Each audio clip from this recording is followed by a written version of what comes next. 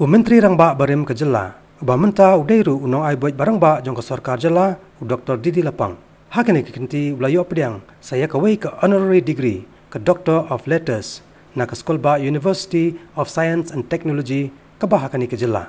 Kani ke degree kalong kumsi benta ke jing itu yo senyang haka sensar khadar ke jing tau policy baru Dr. Didi Lapang Ulayo Pdiang ya kani ke degree haka convocation ke baar jong ke university ke balong haka spotrek mentau benajiliu haka jelang ke balong ha Techno City campus ke Badan Hari Boy district. Uniu reu san hima sima bala prapusaus nem kerta udairu MLA ke Nongpo constituency baru president ke Meghalaya Pradesh Congress Committee. Haki sau pesan senam balala hakakam sanyi masima Dr. Didi Lapang ula syakri ya kejela ko Menteri Rangba kejela hadu sansien kenti. Hakani kesngi ke Sekolah Ba Ustm kalapun ko buram kerpang ru yo Vice Chancellor Barim ke Tezpur University jong kejela Assam u Professor Mihir Kanti Chaudhry da ke honorary degree of Doctor of Science.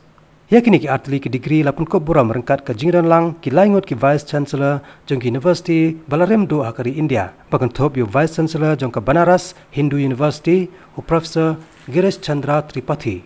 Nang tau Vice Chancellor ke University of Calcutta u Professor Ashutosh Ghosh. But Vice Chancellor ke University of Mumbai u Professor Sanjay V. Deshmukh.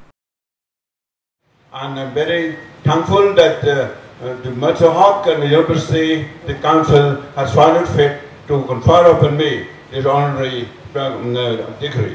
I feel honored very much, and I feel it is an encouragement to my small remaining life, because my age today is 84, and I hope few more I'll be able to utilize the degree given to me.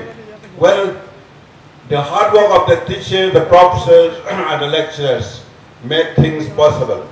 It affected me, admiring me, that many top leaders of the country, as principal, the chancellor, vice chancellor, and the top leaders of different universities in the country are here today. It is a pride to Meghalaya that have stepped in. I hope to say that we welcome you to Meghalaya, and maybe the blessing of Meghalaya will go along with you.